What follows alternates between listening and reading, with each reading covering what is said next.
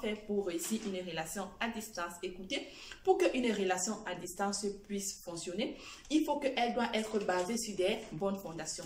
Lorsque je parle des bonnes fondations, c'est qu'il doit y avoir du changement dans la relation à distance tout le temps. Parce qu'il y a deux changements. Il y a le bon changement et le mauvais changement. Le bon changement, c'est lorsque les deux personnes s'investissent à 100% dans la relation. Mais le mauvais changement, c'est lorsque une seule personne s'investit et l'autre ne s'investit pas. Ça, ce n'est pas bien. Quand cela arrive, ça commence déjà à faire une relation à distance toxique. Une relation à distance doit être basée sur la confiance. Parce que plus de gens que je coach en ce moment me disent, oui, Lola, il est parti et quand il est revenu, je voulais prendre son téléphone et il refuse. Je vous ai toujours dit que le téléphone de l'homme, c'est personnel, comme le téléphone de la femme, c'est personnel. Cela sert à quoi de vouloir toucher son téléphone pour voir ce qui est à l'intérieur? Fais-lui confiance. Et quand tu fais même confiance à un homme, même s'il voulait te tromper là, ça va lui décourager. Pourquoi il va dire que celle-ci me fait confiance? Moi, tous les hommes que j'ai eu dans ma vie, je ne suis jamais allée toucher leur téléphone. Je n'ai jamais fouillé leur téléphone. Pourquoi? Parce que j'ai confiance en eux. Il faut que cette relation doit avoir un but. Il faut que cette relation doit avoir un projet. Quand je parle de but et de projet, c'est que vous n'allez pas vivre la relation pour vivre la relation comme ça. Par exemple, un pilote de compagnie aérienne, lui, c'est normal. Il est marié avec sa femme. Quand il va faire son travail, il part donc, il fait la distance avec sa femme. Les hommes en tenue, quand ils vont peut-être en mission, oui, là, il y a de la distance, mais il est marié avec sa femme. Mais lorsque tu es dans une relation, soit l'homme est dans une autre ville, toi tu es dans une autre ville, mais soit l'homme est dans un autre pays, toi tu es dans un autre pays, mais quel alors est le but de la relation? Dans combien de temps vous allez vous mettre ensemble? Il faut déterminer le temps, le nombre de temps que la distance va vous séparer, et après, pour que vous devez être ensemble, vous devez être unis. Une relation à distance n'a pas besoin de jalousie parce que la jalousie n'a pas la place dans la relation à distance. Une relation à distance n'a pas besoin de fâcheries. Les fâcheries n'ont pas de place dans les relations à distance. Une relation à distance a besoin de communication, mais pas trop de communication. Parce que trop de communication, ça tue la relation à distance. Une relation à distance a besoin de complicité. Lorsqu'il y a la complicité, cela fera en sorte que la relation à distance va plutôt progresser. Une relation à distance doit être basée sur l'amour.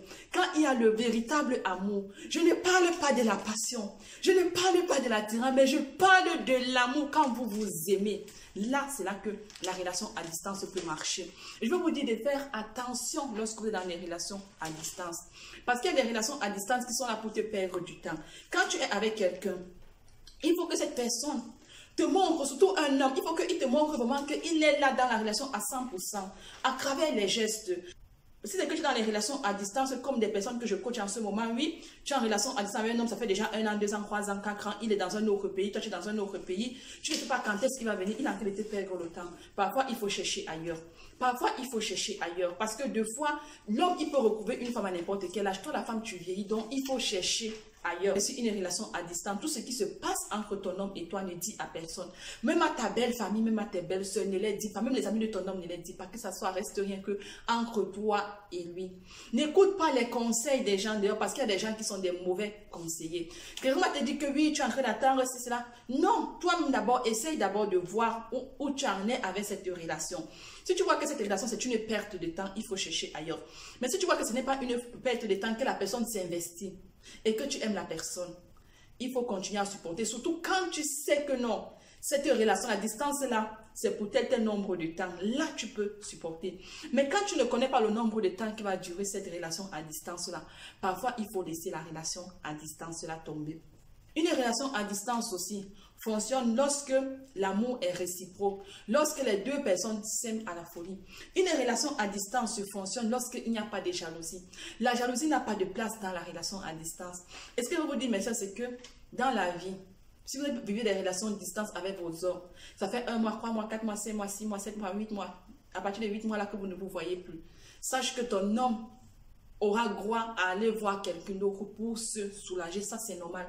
C'est normal, même s'il ne te le dit pas. Je ne dis pas que tous les hommes le font, mais certains hommes doivent le faire. Pourquoi?